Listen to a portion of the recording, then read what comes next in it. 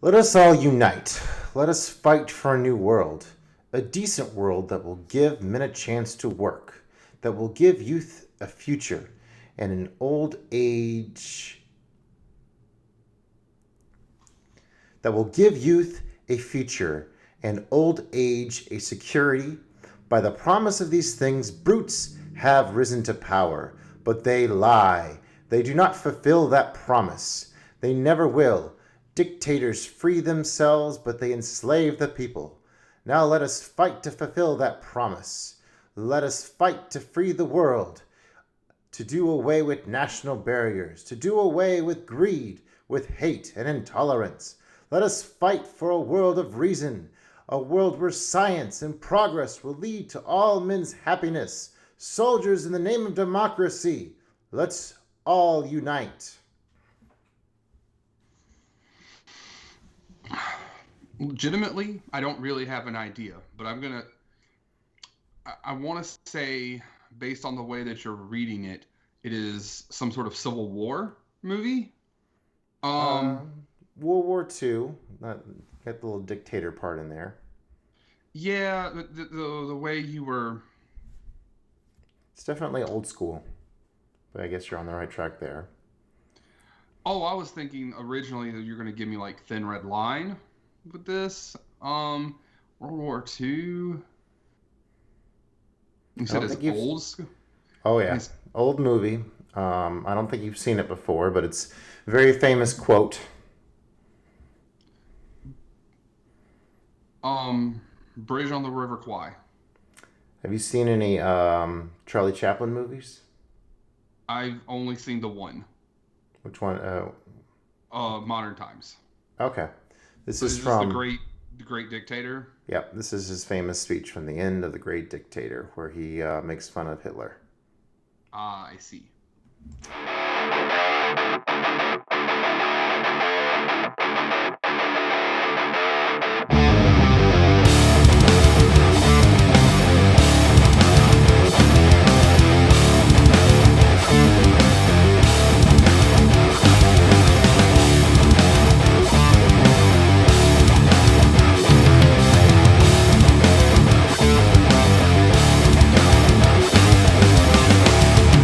You and I have unfinished business. Oh? And what's so stinking about it? The moment a patriot feeling, spirit to start. I think this just might be my masterpiece.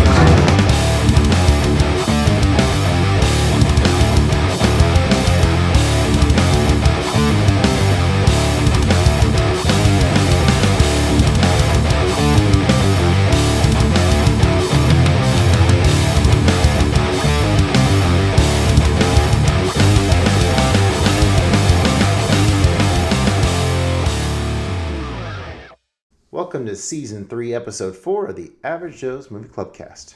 I'm Justin. And I'm Joey. Tonight we're going to remember what we know about killing vampires in this movie not directed by Quentin Tarantino, but he's in it, that movie being From Dusk Till Dawn. Plus, we're getting hot and heavy, but don't you dare tell me your name as we take our last tango in Paris. And just a heads up, we do discuss our full thoughts on these movies. So if you haven't seen a movie, please just skip forward if you want to avoid any spoilers. And if you want to be a part of the Movie Clubcast, we'd love for you to join. Subscribe, leave us a comment. We'd love to hear from you. So, spring fever is in the air, Joey. Oh, by spring fever, do you mean pollen? Oh yeah, those sinuses things that don't exist. Yes, those. Or, your car just being yellow all the time. But Yeah. a little bit closer to the coast is usually not as bad there, but that's not always true. It's pretty bad. I made the mistake of going to wash my car one day just because my kids were like, "Hey, let's go get a car wash," and then the next day it was like pollen season, so it was like, well, that was a waste. It's a pretty cool car wash though. It was like kind of like Harry Potter themed. It was like had wizards and stuff and like medieval, and yeah, it's pretty sweet car wash. They just get better and better. That's a crazy car wash, brother. Yeah, I have a video of it. I haven't posted it on Facebook yet. I meant to. But yeah, I'm busy. I'm the head coach of a t-ball team, and yeah, coaching t-ball is like herding cats. So that's been an interesting adjustment. Scout activities, and my boys are now in a Ninja Warrior class twice a week. But the nice thing about that is I go to the gym next door, so I'll get my gym rat on for an hour each, 2 hours each week, both times I take them. So, yep. And movie 3000 coming up, and just a few picks. I appreciate it if anyone's gone on there and voted. I know Joey has, Carl has, and yeah, I got a big flood in of new votes, but still, Chloe from 5 to 7 is in the lead by 5 votes over The Human Condition. So just a couple more days that'll be open until I hit 3,000 and I watch one of those 2 movies. And I have a pretty good feeling it's going to be that Agnes Varda movie at 3,000. Yeah, you're about to double me up. I'm closing in on 1,500, but as I've watched like 50 movies this year, and 25 are new watches and like 25 are rewatches. Like I haven't closed that gap. I'm at like 1479, I think. So. Yeah, right before I really got into watching movies again, like I was really hung up on only kind of rewatching movies for the longest time. Like me and my dad would have movie nights and we just rewatch stuff. So it really hasn't been since the last couple of years where I am watching so many new stuff for the first time, just because I'm curious to see what else is out there. So how you been? I know you saw that video you posted. Been a little rough for you, huh? Yeah. So anybody who saw the video that I posted, had some problems with my car, and then I got a new car, and it was just a straight up lemon. And so like today, I tried to call the place and talk to the guy to see, even though there are no lemon laws in our state for used cars, there's a thing called the Fair Trade Act, and it really wouldn't help me immediately, but I could potentially, get him with litigation and stuff. But yeah, he was just never there all day. So, and the little lackey that he had was like, "Oh, the transmission messed up." I'm like, yes, of course it did. Y'all knew that, but whatever. Outside of that, I mean, that's been the major thing. I got my Rona vaccine yesterday, actually. So like 3 weeks after having the Rona, and nothing really else has been going on. The car and work, and just been taking up a lot of time, and I haven't got to watch as near as much stuff as I would like, but hopefully we're going to change that here soon. Nice. All right, so I guess we should shift into talking about some movies with our movie pick'em game. All right, so I did this because I feel like during our talking at some point in the last couple of weeks since the last episode, you mentioned to me that you watched probably what is the biggest movie going on in the world right now, on HBO Max. So, that being said, would you rather watch the 2 Keaton Batman movies or the 3 Christian Bale Batman movies? Good one. Now, I did watch all the Keaton Batman movies last year, and I watched all the Bale ones like a few years ago before that. So, yeah, I'd be up for Bale again. That's the cycle. Although I was very surprised by how much I enjoyed Batman Returns on an additional watch. Yeah, that movie is pretty outstanding. But yeah, Batman Begins through Dark Knight Rises. Yeah. Well, I still need to watch that Dargon Clooney Batman. Still been avoiding that. No, you really don't. Unless you just really want to see Alicia Silverstone in that suit. But you can find that on the internet. Pretty easily, yeah. Yeah. So I guess for me, like seeing as the first Batman is one of my favorite movies of all time. It was like the first movie one of the first movies I ever owned on VHS. It's been so long since I've seen any of them at this point, and I really don't remember a ton about Batman Begins. It's been a really long time, so I'd probably pick the Keatons, but not by very much. Like, I think Batman Begins is very underrated. That's my favorite of those three. I know it's probably not technically the best movie, but that's my favorite of the three Bales. But I mean, The Dark Knight is The Dark Knight. I mean, it changed comic book movies and Yep. everything, for forever at this point. So, True story. All right, let's talk about more of the stuff we've been watching lately with the good, the bad, and the ugly.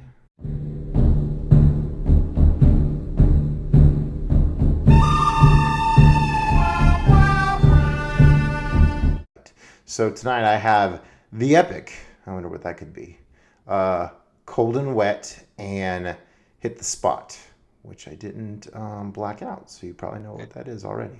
I do, and you also didn't label anything for Cold and Wet. I've got Scorsese. Scorsese? And, yeah, Scorsese. Okay. Kurosawa and Monsters. Okay. Very Italian feel tonight. All right, what's your Scorsese? Scorsese. I watched this a little while ago because it's been a while since we did this. That's Raging Bull. Oh yeah.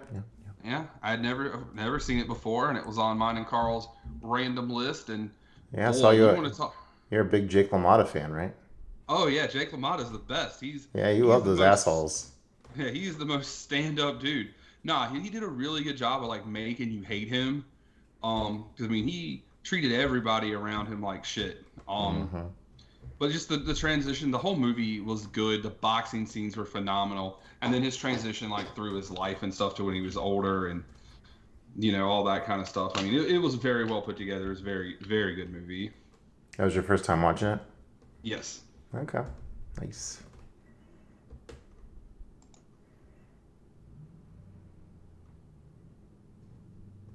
Oh, you're waiting on me? I'm sorry. What is your Cold and Wet? All right, so we had our annual trip, second year to the Buford Drive-In, and unfortunately it was a little soggy that night, but we did get to see Raya and The Last Dragon up on a bigger screen, which was cool because we kind of parked right in front of the screen. Man, the dang audio there sucks. Like I bought like this little stereo, battery-powered stereo this time that had like a manual dial, and man, I had to hold that thing in just the right spot for it to get decent sound. So that was a pain in the ass, and it was a little sprinkling, and it was cold. But we got to see that movie up on a bigger screen, which was decent. They had a pretty fun Disney short in front of it about this older couple rekindling their youth and their love of dance. So that was cool too. Eventually, we ended up moving back into the car because we were just getting a little too cold and aggravated with the rain. And yeah, watching a movie at the drive-in with the windshield wipers having to go every minute or so, not ideal movie watching conditions.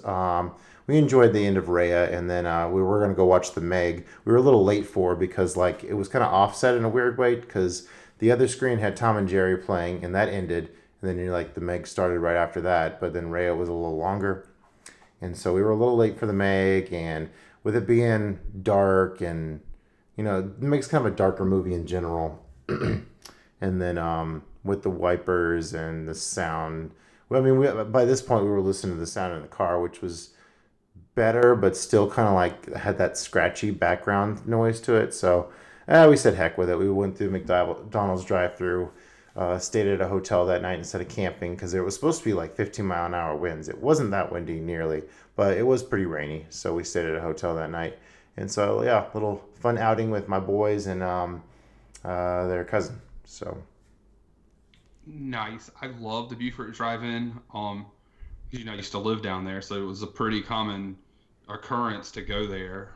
I never had any problems with sound, but we always sat in the car. So, and I don't think we ever went there like when it was like rainy. Like I think we went there a couple times like it had just finished raining, but no actual rain. So, I know I saw you post that and I was like, bro, I'm so jealous that he's there. Yeah, it's a fun experience. Yeah, better weather would have made for a better movie watching. Still got to figure out, the best way to get sound there. This one guy has like this amp he brings that has a radio tuner in it, which seems to dial in pretty solid. So, yeah, the $40 stereo from Target wasn't really that great, and my normal PA system wasn't that great last year. So, I don't know what I'm gonna do. Because at first, what I was gonna do is I thought I was gonna have like the manual radio tuner, and it was the funniest thing. Like I actually had to hold the radio for it to get a decent signal. And my idea was I was gonna do like an cable out of the manual tuning radio into like the big speaker, but yeah, the radio didn't actually have a speaker out cable, just a speaker in cable. So yeah, it just did not work out the way I was thinking. And yeah, start from the drawing board with that project. All right, what was your monster movie? That is actually, I cheated a little bit. That's 3 movies. That is the MonsterVerse. That is Godzilla, Kong Skull Island, and Godzilla King of the Monsters. Watched all of those since yesterday. Wow. Yee. Yee. Yee. So it was just big monster fights, lots of, cool action set pieces and, stuff of that nature. Seeing all the different people from the MCU, it's like, they shouldn't have any problem fighting this. We got Quicksilver, we got Nick Fury, we have Captain Marvel, we got Loki, we got Scarlet Witch, like, plus you add 11 to the mix, and the next one is like, they shouldn't have had any problem with these creatures, but, I still haven't seen that rebooted Godzilla movie yet. The 2014 Godzilla? Mm-hmm. Oh, that's the one that's got Bryan Cranston, Taylor, right? Bryan Cranston he's in it for a bit, and then Aaron Taylor Johnson and Elizabeth Olsen are in it. Okay. Yeah, I saw King of the Monsters. That was pretty fun. Yeah, this one is a little bit more cerebral. Like they kind of build up to showing you Zilla. It's not just right in your face like the start of King of the Monsters. But yeah, no, it was it's a lot of fun. We're getting ready Wednesday night. We got to watch Kong versus Godzilla. So that's why we went through all of them. Yeah, I've been hearing good things so far. If you like big dumb smash 'em ups, so I do. Yeah, yeah. All right, what hit the spot? All right, so ever since watching Parasite, I've been interested in seeing more Bong Joon-ho movies, and so I finally, with Memories of Murder coming out on the Criterion Collection, I was just like, oh, gotta go check that one out there. And yeah, in terms of a mystery thriller, that one hit the spot. It was a lot like the Korean version of Zodiac, but this one came out like a lot earlier. It's about the first South Korean serial killer who's a rapist, and it's just so twisty and turny because there comes a point where they know when a murder is going to happen because the murder only strikes during the rain, whenever it rains, and they just have no power to stop it, and then they think they have the right guy, and then this happens, and then this happens, and that falls through, and then they get another lead, and yeah, it's pretty emotional because basically the crew of detectives that are trying to figure out this case have they've been on it for a long time, and then this new guy comes in with all these fresh ideas, but then by the end of the movie he's just as frustrated with how seemingly impossible this case is too. So yep, Korean psychological thriller crime movie definitely hits the spot. I definitely recommend Memories of Murder from Bong Joon-ho. That actually sounds pretty like it'd be right up my alley. I'll have to keep that in mind. Yeah, buddy. All right, so all I got left is Kurosawa. And that was Kagemusha. Oh yeah. Yep. Hit that in another one of the spin the wheels. Is a great movie. I don't think it's one of Kurosawa's better movies. Mm-hmm. I mean, obviously it has great cinematography. His color work is unparalleled, but his color work is crazy, especially considering he's the master of black and white. It just felt like it took way too long to build what it wanted to do. Yeah. Now, for it to be like a war movie, you see all these soldiers marching, but then everything you hear is like this happened and this happened, this happened. You never see it for like the first hour and a half, hour and 45 minutes, and then the last hour to 45 minutes is just this long big battle. But like I said, it's still put together very well. The end is good, but it's just it's not Ran or Seven Samurai in the list of his movies or his samurai movies specifically. So Yep, I would agree. I think when I described it, it was definitely a stepping stone to Rand. But yeah, there's definitely some lull time because they put so much emphasis in this whole shadow warrior concept of the guy not actually being the emperor, and the emperor died, and just filling in a spot. The double. I'm thinking there's a Mickey cartoon, the not the Pied and the Piper, but the King and the something, I don't know. Basically, where like the king wants like a break, and so like the country boy comes in, and they're both Mickey basically, so he gets to you know what I'm talking about? No, I'm not familiar with that one. Something in the Popper. To look that up in a little bit. Let's see. Maybe I should just look it up now so I don't sound ridiculous. You sound ridiculous, huh? Never. You'd never sound ridiculous. Back up. Popper. The Prince. the Prince and the Pauper is what it's called. Anywho, I think I know what this is going to be, and I think I foreshadowed it a little bit earlier. Yep. What's the epic?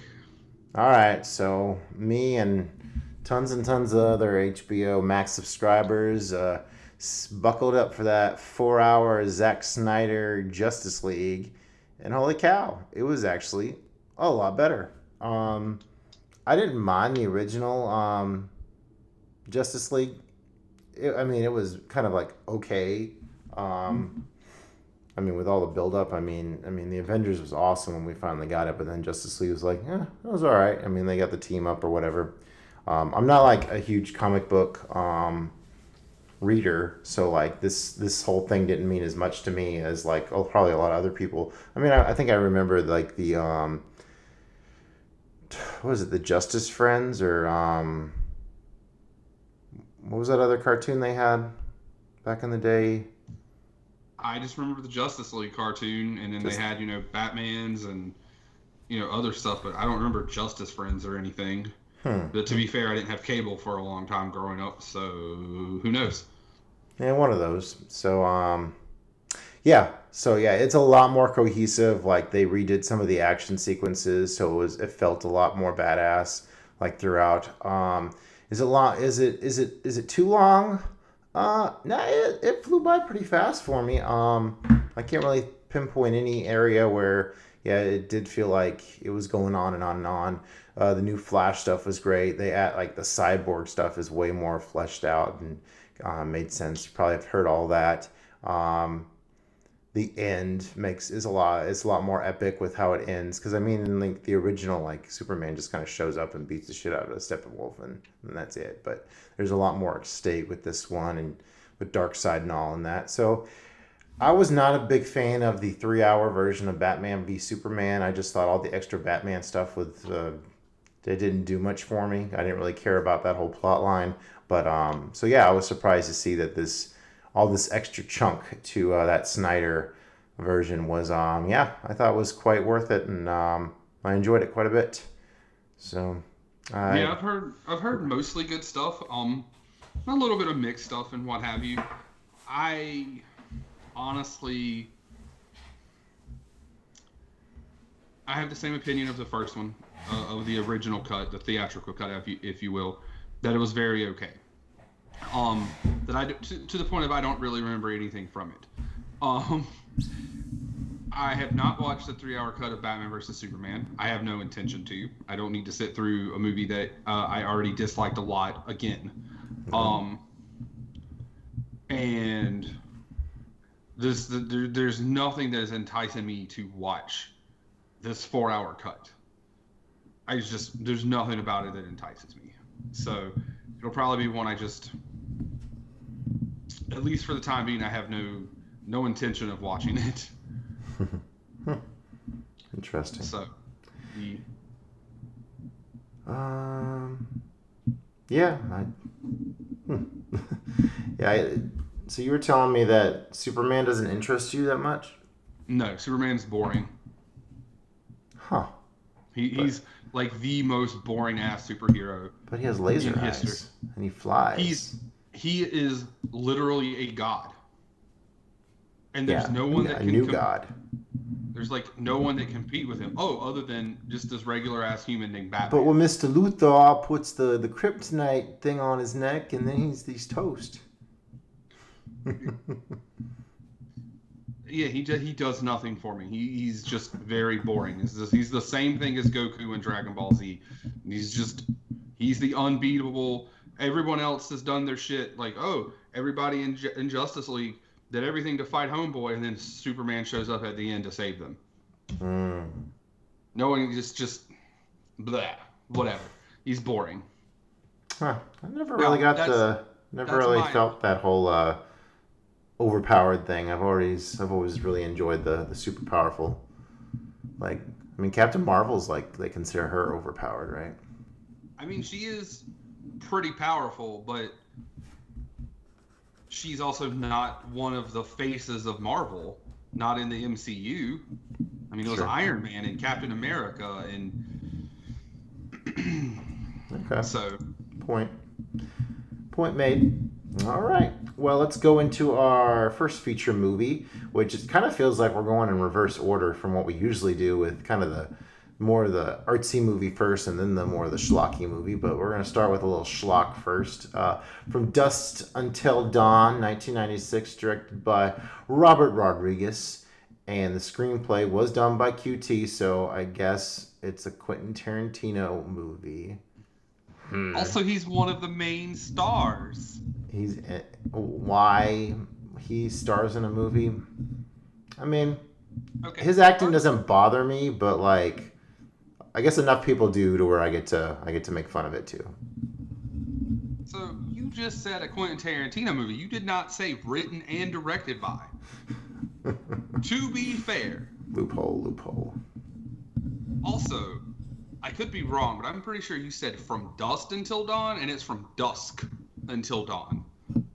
Just before we get lambasted on the internet for misenunciating the name of the movie we're talking about. From Dusk Till Dawn. Yeah, I'm pretty sure you said From Dust, but I could be mistaken. Anywho. No. Oh, well, yeah, okay. Gotcha. Point taken.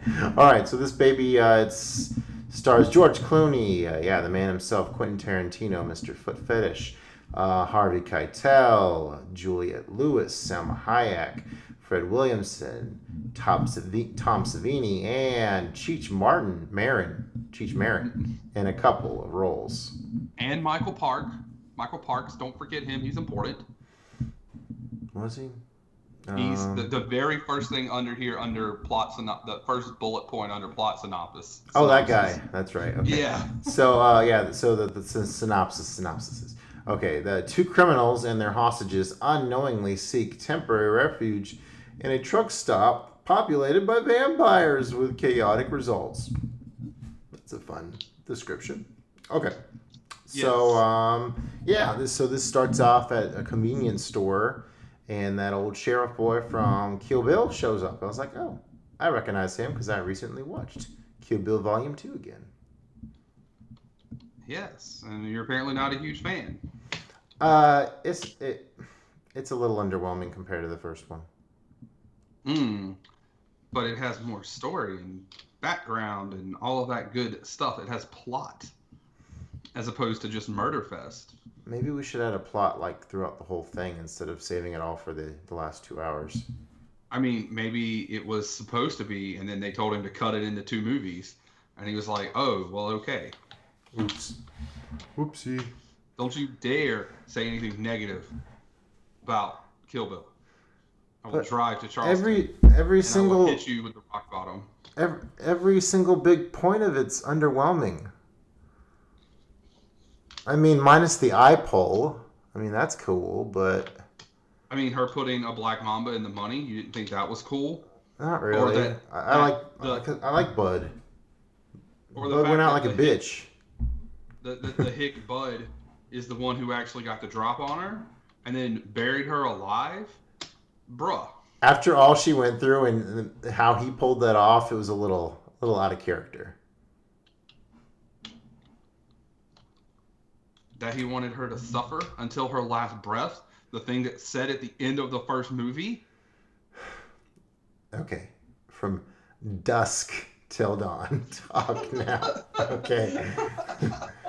Oh my goodness. Oh, apparently we're just gonna talk about Kill Bill Volume 2. Kill Bill Volume 2. Hey, look, now you got what you wanted. Oh.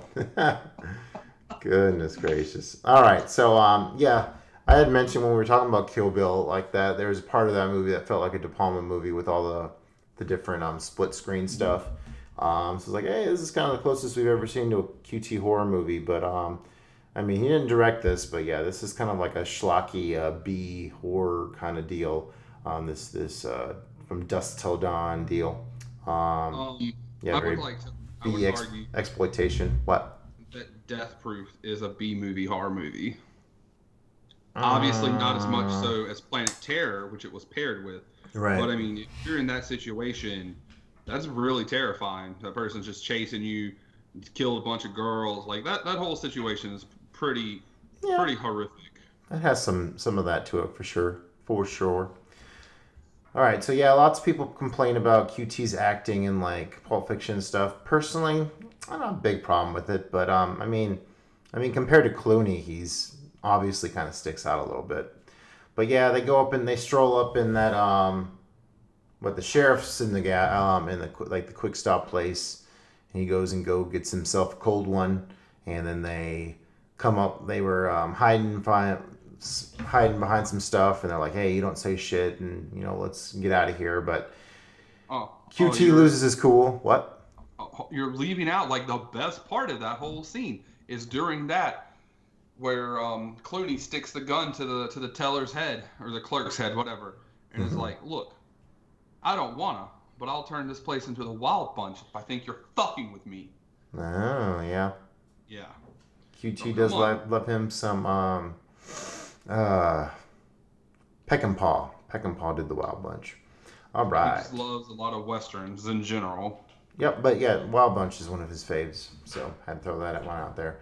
But yeah, he's a straight up psycho in this. Good old Tarantino. Yeah, they start blasting away. We get a full body burn. He gets a hole in his hand, and yeah, I'm pretty sure that place kind of goes up in flames as they're peeling out of the parking lot, and we get the the opening credits. Yeah. That just blow up the whole thing. Like you just where you see in that whole first opening section where like QT's character is just fucking insane. Yeah. Like because he shoots the sheriff, and then he's like, he whispered, "Help me, help us," and it's like, no, he didn't, and the dude just went crazy. So yeah, and that's where he got shot in the hand. Yeah, patches that up with some duct tape.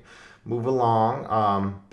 That shot of like the hostage in the trunk of the car, like where you see the little bubble, that was pretty cheesy, if you ask me.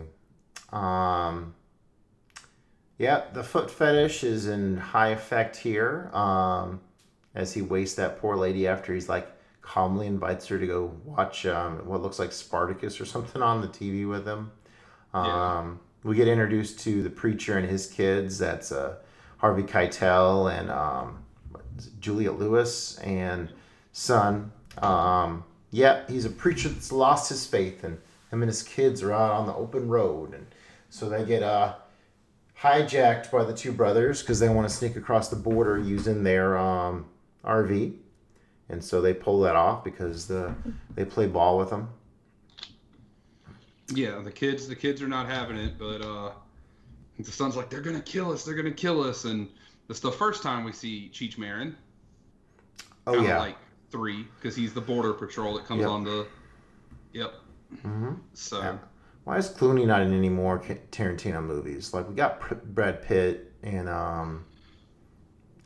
DiCaprio. Because he was too busy being on ER and doing shit like Batman. Batman Forever, excuse me. So. He was a Batman and Robin. Yes, Batman and Robin. I'm sorry. Batman Forever was Val Kilmer and Jim Carrey and Nicole Kidman. Tommy Lee Jones. And Tommy Lee Jones. That movie should have been a banger. That movie should have been a banger with that cast.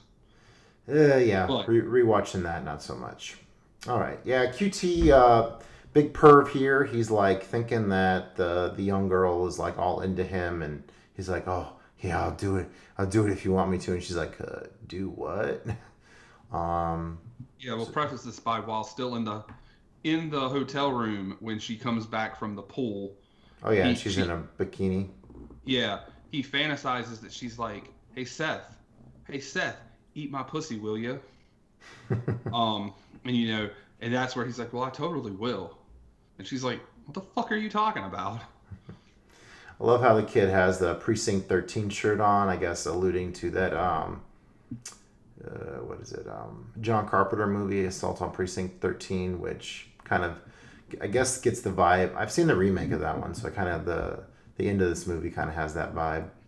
All right, yeah. So they get across the border and they go to the meetup spot where the brothers have to meet up for some cash exchange. And they stop at the Titty Twister. That's a pretty wild looking bar. Oh yeah, dude, that's crazy. Fire going, people are just hanging around outside, and then we see Cheech Marin for the second time. Yeah. With his infamous how many times can I say the word pussy in like 2 minutes? Chicken pussy and come on pussy lovers. Goodness gracious. And Clooney just clocks him in the face. Get out of my way. Pussy. You can find cheaper pussy anywhere. Oh my Fuck goodness. it. And then he gets clocked, and then QT like kicks him a few times. Yeah. And that's important, actually. So, and then, they step into the bar. They're not welcome there because they're not truckers, but the preacher just happens to have a CDL, so like they ended up getting what's his name? Tommy. Who are you trying to? The bartender. Danny Trejo? Yeah, Danny Trejo. Yeah, they get him to give him a bottle of whiskey. They start pounding some, and so including the kids. Yeah, because he's like, I'm not drinking alone. Enjoying the whole, topless dancers all around the place on the walls. Pretty sweaty mariachi band. So yeah, lively place. We meet Tom Savini's character, and he has this crotch gun complete with 2 little rings of bullets for the balls. It's pretty nuts. It was in fact nuts. I see what you did there. Didn't mean to. Gotta love a good pun. Selma Hayek, a little showstopper action. She shows up and is looking smoking hot, and she putting her feet in Tarantino's mouth and pouring alcohol. Yeah, this is probably the most foot fetishy of all Tarantino's flicks, probably. Oh yeah, he went hard on the foot fetish, that part, but like, bro, Selma Hayek in that movie. Yep. It's like, all right, I know all these other girls were just naked and you're not naked, but damn. Like, damn. All right, so then Cheech comes and he wants some revenge for them punching him out, and Trejo ends up stabbing him in the hand, and they break out in a little bar fight. And then we find out we're dealing with vampires, as we get this little CGI effect with the people turning into little vampire demons, and turns in some good old hilarious bloody fun. Some decent body horror mixed in. I definitely like the body horror practical stuff better than some of the slightly dated CGI, but it was all right.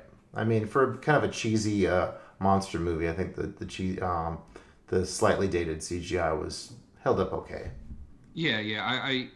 I personally didn't like the way they chose to make the vampires look, because I typically always prefer vampires that look mostly human, even when they're still vampires, whether they are like Interview with the Last Vampire, where you can't really tell at all, or something like Buffy, where just their face changes. Mm-hmm. But for like a super schlocky, cheesy movie, like, it made a lot of sense. And there's a good mix between actual scary looking demon bat thing, vampires, and like kind of more silly ones.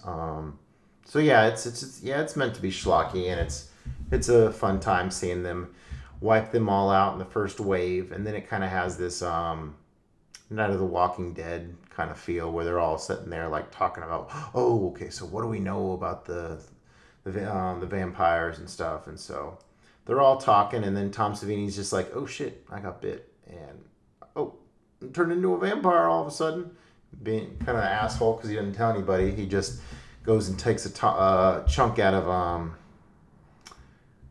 big guy Fred Williamson's neck. Yeah, was he a former football player? Maybe. I'm not real sure. I just know that like that was one of the things that bothered me because he had been bit and continued fighting, noticed he was bit, still took him a little while to turn, and then he bites Fred Williamson, and like 2 seconds later he's full bore vampire. With bats screaming behind him and all that jazz. Yeah, because they threw Sex Machine out the door, someone out the door, and opened up to all the bats.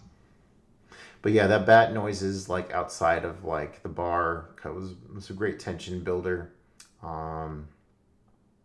Let's see here.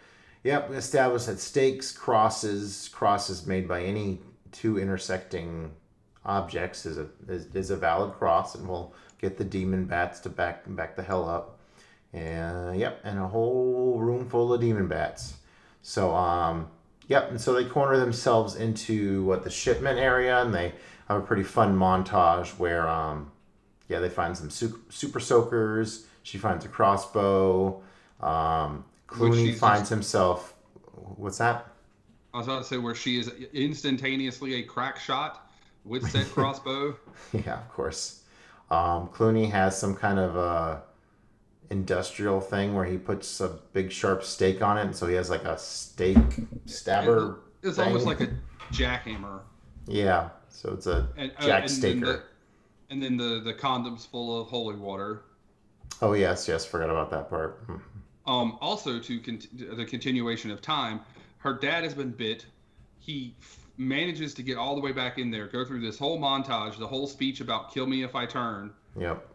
And then he goes out there and fights for a while. It's like, what? Yeah, I guess he's a man of God, so it took him a while to fully go evil. Maybe so. Maybe so. Always a reason. He blessed himself. Yeah, there you go.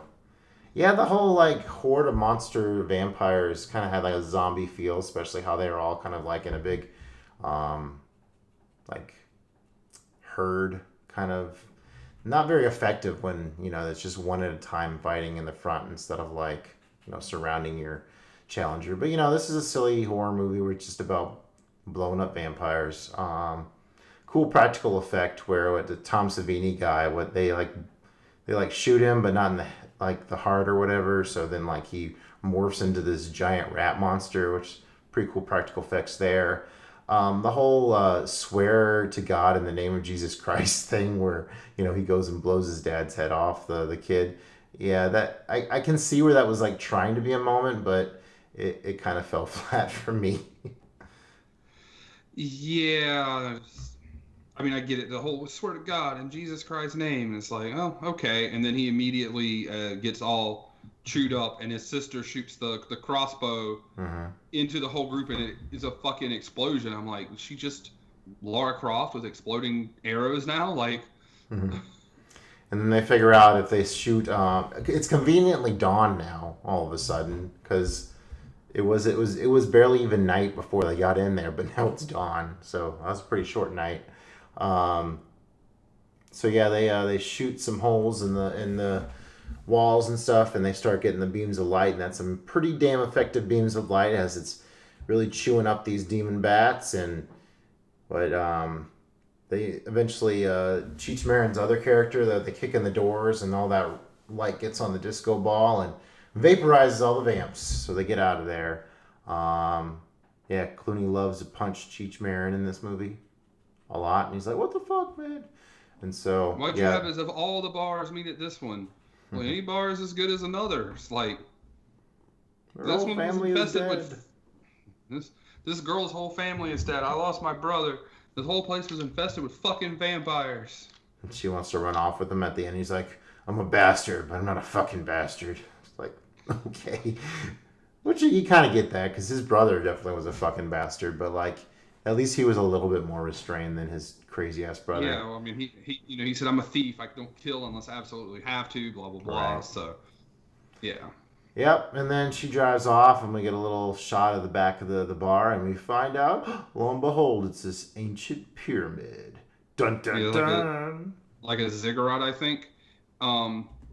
And I think that's like one of the coolest shots is you just see, Yeah. you know, the whole ziggurat, and you see all the trucks and all the other stuff. And they kind of show you now that it's day, all the other trucks that are lined up looking like they're parked. Some of them are rusted, and you know you can tell have been there for a long time. So all that was a real like cool touch. Nice, and I have to look back at that one. So yeah, so we got this nice schlocky, QT written horror movie, Robert Rodriguez style, to start things off. So what would you rate it, Joey? I gave it 4 stars. That's what I had it at on previous, and I left it there. Just because of the, like I said, I don't like the way the vampires look, and because it's like this vampire took 2 seconds to turn, this one took 5 minutes, this one took 6 hours. It's like just that's not something that's hard to do. Like I get it, you're trying to build some plot with the kids and the dad and blah blah blah, but it's like at least be a little more consistent, please. Yep, I had a good time with it. It's a lot of fun in there. I'd give it a 3.5. I definitely enjoyed it quite a bit. Plenty of action, plenty of silliness, and an overall good time.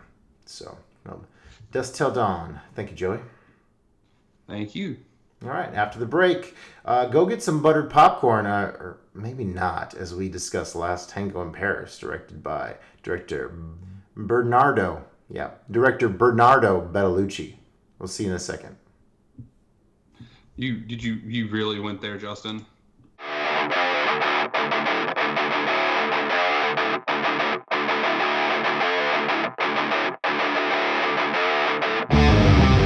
All right, welcome back to the Average Joe's Movie Club cast. Now we're talking about our second feature, which was my Wheel of Destiny pick, Last Tango in Paris. Had heard a lot about this one for the longest time, had heard good things about it. I am a fan of Bertolucci's The Last Emperor. Was not as big of a fan on The Conformist, but I do admit that's a very visually striking movie, although a little bit more slower paced than what I would have liked. So yeah, Last Tango in Paris, starring Marlon Brando. It's about a young Parisian woman who meets a middle-aged American businessman who demands their clandestine relationship be based only on sex.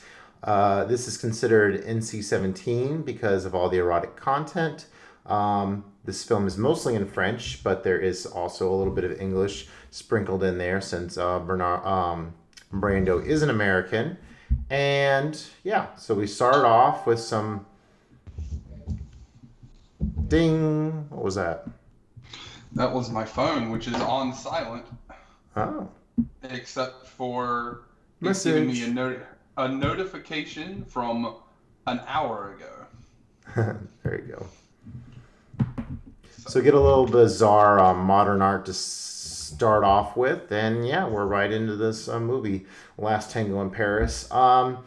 Overall, I would say it was a bit of a slog. It had its moments. Brando's just this real schlubby guy, like, throughout, so I did not see, like, his appeal. Like, I mean, I can see, like, Brando from, like, On the Waterfront, like, kind of like how he really kind of wooed the ladies as kind of like this, James Dean prototype, or reverse of that, like James Dean came around and was like aspiring to be like Brando. But yeah, I mean, he breaks down crying about his wife committing suicide a couple times, and yeah, he wants like this very only sex relationship because of that heartbreak or something. There's a lot of stuff, like, I think you're meant to kind of interpret out of this as this erotic film, and I'm not sure if I was following quite like I'm not sure if I got as much out of it as some other people do. first take.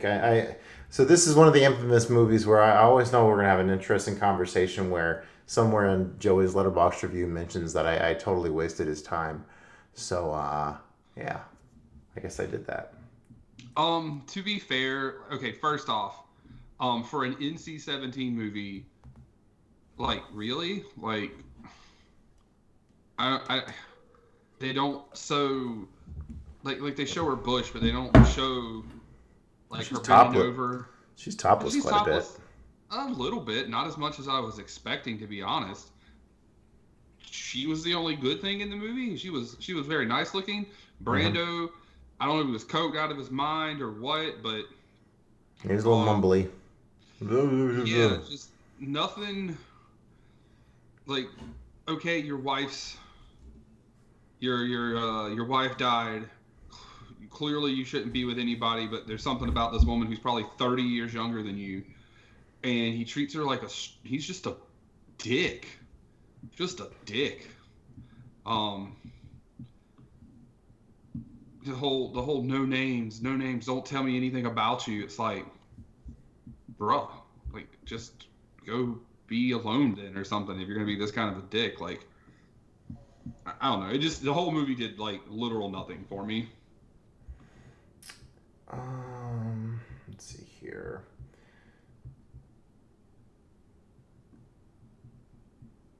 So yeah, they hook up in this apartment that they kind of randomly both show up in. That opening sex scene was pretty raw, as like yeah, he has her and then they kind of roll around on the ground. So yeah, I mean it definitely has some erotic intimacy in it. Her in her flower hat, and re-looking back through it, like the score is pretty kind of sweeping in a few moments. I thought the scene where like they're kind of like sitting in front of each other, like grunting. I thought that was kind of had a little bit of charm to it, but for the most part, I wasn't really feeling their relationship. They're just kind of bickering back and forth, and occasionally they get it on. Then there's these cutaways where she goes and hangs out with her fiance, and he's shooting her in a movie, so they got the whole kind of a meta movie element thing going on. Not sure if I was totally following what was going on there. Never really interested in like, yeah, gosh, the scene where like what they show the bathtub and like the bathtub's like full of blood or whatever, where the wife committed suicide apparently. I never really was interested whether she really committed suicide or what. I know he has like a lot of like the lady he's arguing with is his mother, right? Because they own that they own that motel, motel flop house. Also, you're talking about the score. I thought the score was off in so many places. There would be like nothing going on, but there'd be this dramatic ass music. Yeah. And it's like, okay, is something gonna happen? And then nothing happens, and it's like, thanks, you douche canoe. So. Yeah, but Bertolucci's known for some pretty cool shots. There was a few in here. Like I think there was one where like the film crew is like wandering through a garden and like the camera is like slowly coming through this doorway. Yeah, a lot of mumbly Brando going on and on. There's that scene where I guess he's talking about intimate stuff and she's like, "Oh, you're not supposed to be talking about intimate stuff," or like he's like, "Oh, but I was. How do you know that I was telling the truth?" And yeah, don't really care. Then she's topless for a while, and that was, I mean, she's quite a lovely young lady there. Apparently didn't have the best time making this movie, which is unfortunate. Well, yes, because there's a scene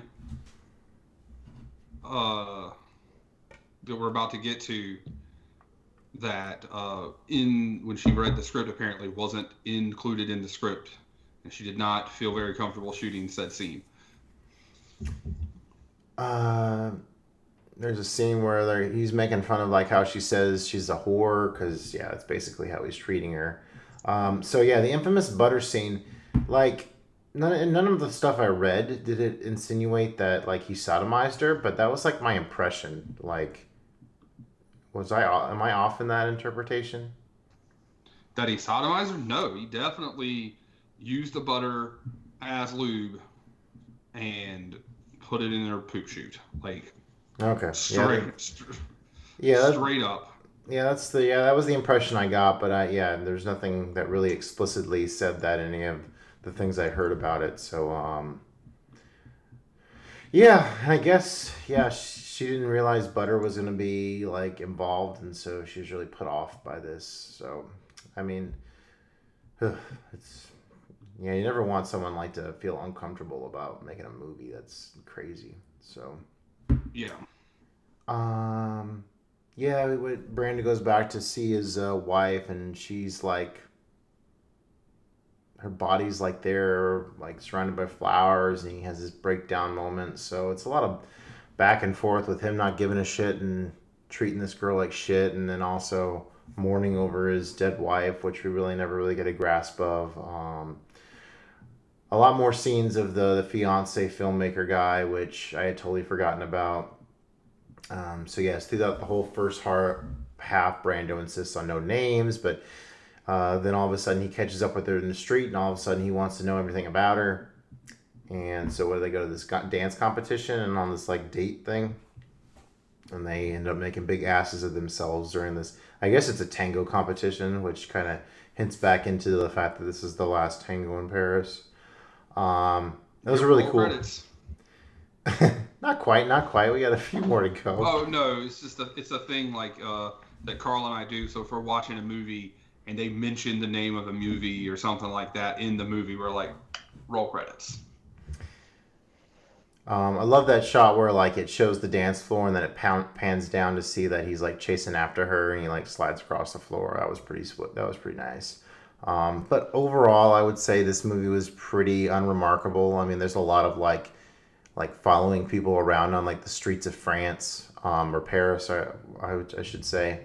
So not the most remarkably visual film from Bertolucci compared to like The Last Emperor, which is just like jaw-droppingly stunning. And then they go back to her apartment, and he wears that stupid hat and pretends to salute, and then she caps him for reasons. Because he was chasing her and she was trying to get away, and she kept screaming no, no, and he was like, do whatever, and so he grabbed her by the hand, and she felt threatened, and she just capped him. Okay. Finally, I guess. He got what he deserved. That fucking dick. So I guess there's a lot of complex erotic themes going on here. I'm kind of having a hard time placing my hand on how to actually describe all of that.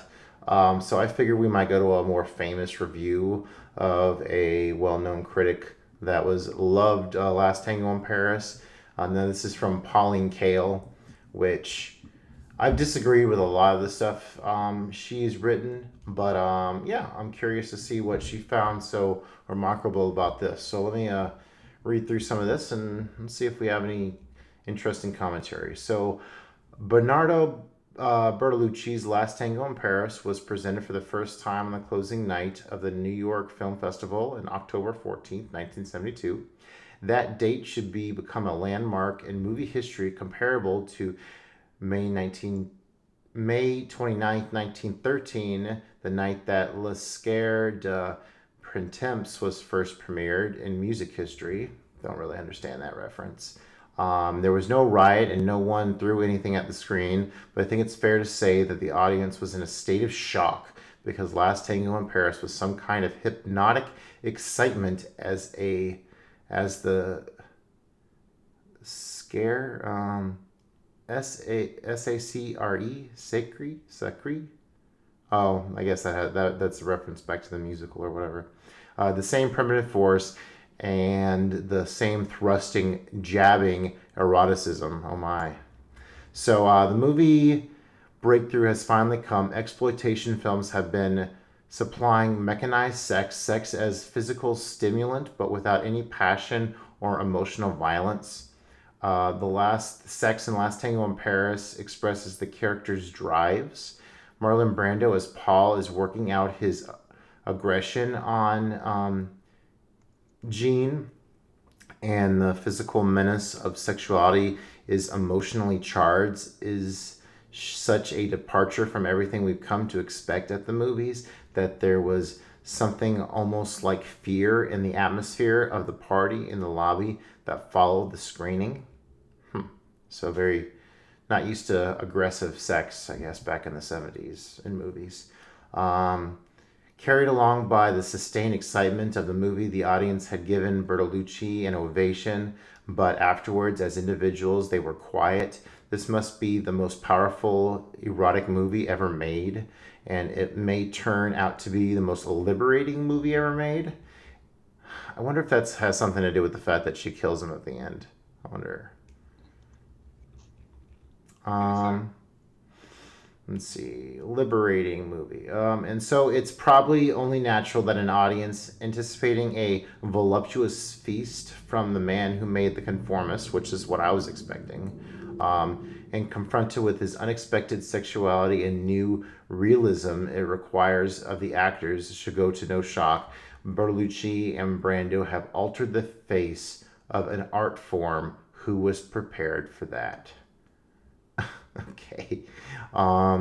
Many of the expected eroticism to come to the movies, and some of us had even guessed that it might come from Bertolucci because he seemed to have the elegance and the richness and the sensuality to make luscious erotic movies. But I think those of us who had speculated about erotic movies had tended to think of them in terms of Terry Southern's deliriously comic novel on the subject, Blue Movies. We had expected artistic blue movies, talented directors taking over the schlockmeisters and making sophisticated voyeuristic fantasies that would be gorgeous fun, a real turn on. What nobody had talked about was a sex film that would churn up everybody's emotions.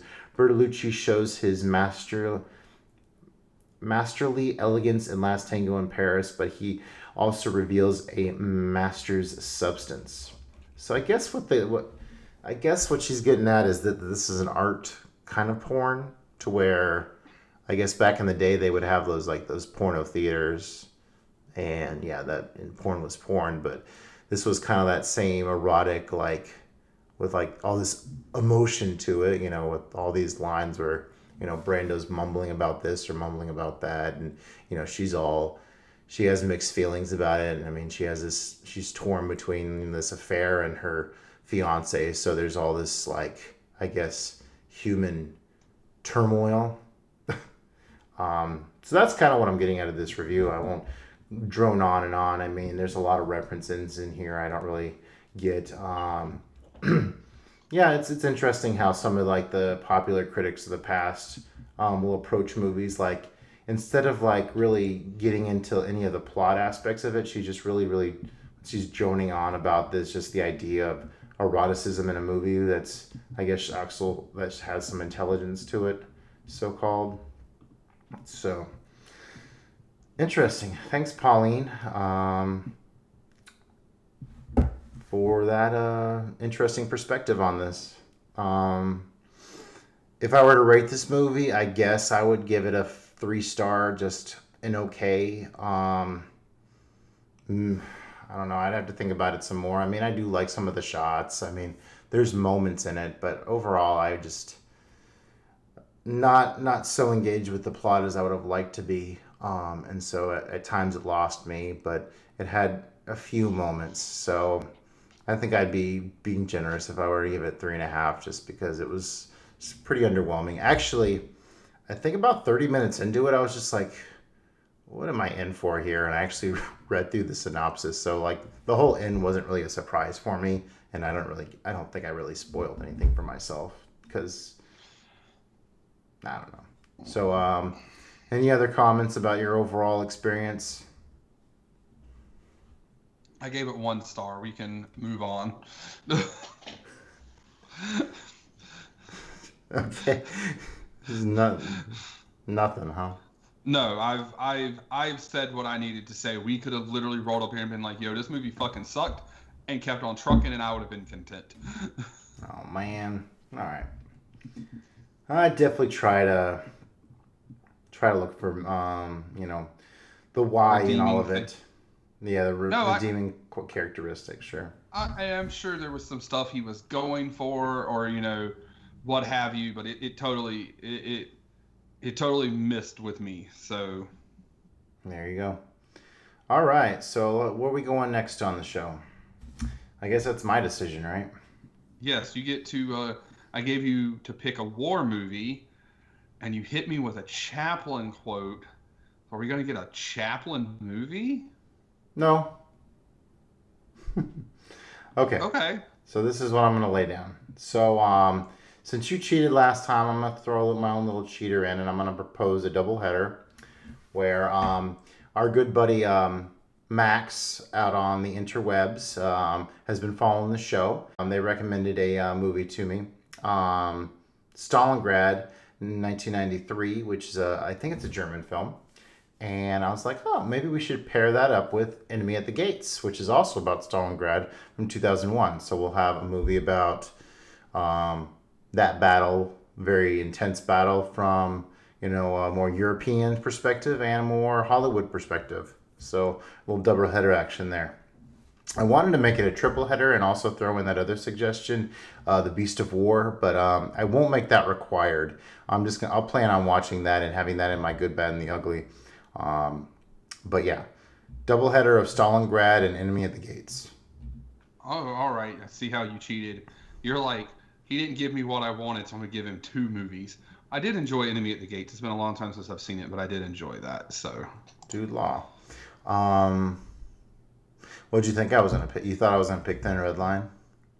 I thought Thin Red Line, or maybe you would, even though this would be like this would be more of a me pick, because being mainstream, like something like Saving Private Ryan or Black Hawk Down was on my mind for the longest time, but then with Max's request, I was like, yeah, I should definitely put Max's request in there. So yep, Stalingrad and Enemy at the Gates, a little Stalingrad battle, World War II, seeing the different perspectives. Should we make for an interesting conversation? And do you think you'll squeeze Beast of War in there too? It'll just all depend on what's going on, honestly. All right, fair enough. All right, time for you to spin the wheel. I've spun the wheel, and I've gotten the loneliest number. Uno. Number 1. Okay. Number 1. And this was a movie I think you had in your vote list, and I don't think it was winning. Unless you've watched this, we'll fix it. Like recently, we'll fix this. But The Maltese Falcon. Oh, perfect timing. Yeah, I've been wanting to watch that for a while. So, yeah, that's definitely not going to win my 3,000, but I'm glad it's coming right up. Good old bogey. I was kind of wondering, because I've got a few. Let's see, 1, 2, 3, 4. I've got like 4 or 5 war movies in this list. I was like, yeah, we're about to get that triple header, but I guess not. All right. So, and for you to ponder on next time, I would like you to pick a movie that was directed. They directed it. It was under their direction from Paul Thomas Anderson, PTA. Okay. I can make that happen, I suppose. Yep. So he did Hard 8 was his feature. Boogie Nights is well known. There Will Be Blood, Magnolia, The Master, Inherent Vice, which is not his most popular film, and then most recently Phantom Thread. So you've only seen what There Will Be Blood out of those? And Boogie Nights. Oh, you have seen Boogie Nights, okay. But I haven't seen Boogie Nights since I was like a teenager. Okay. So yeah, that's how it was for me whenever I revisited it about 2 years ago. Great filmography. And also, yeah, you're probably thinking of what I'm thinking of. He also did the Adam Sandler movie. Punch Drunk Love? Yeah, Punch Drunk Love as well. So that's in there too. I watched that last year, so I'm kind of hoping you don't pick that, but I mean, it's up to you. Oh, because that's one I want to see pretty badly, but we'll see what happens. Okay. It's up to you. I mean, this is kind of the part. I mean, We played by the rules at first, but now we're kind of like trying to push what we can push on each other now. Oh, look, you're the one who started with the pushing, with the, oh, you can pick any Kubrick movie 64 or later. So I'm just going by what you set. You set. Oh. All right. So if you'd like to, if you'd like for us to answer any questions on the show, make sure to hit us up. How can they do that, Joey? They can send us an email at theaveragejoesmovieclubcast@gmail.com. They can hit us up on our Facebook page, which has a nice little button you can click to take you there. You can leave a post if you want. You can, if you're friends with us on Letterboxd, comment there. All sorts of ways. And speaking of leaving comments on Letterboxd, while I'm thinking about it, okay, I need to throw a shout out to. Oh yeah, it's our buddy Max. I need to throw him a shout out because he after the last episode messaged me on or a comment on Letterboxd on one of my reviews, just making sure I was okay and all that kind of stuff. So I appreciate that a lot. Yeah. Max is awesome. Appreciate all the support. All right, so Joey, why do we do this show? Because we love talking about movies. Night. Later, everybody.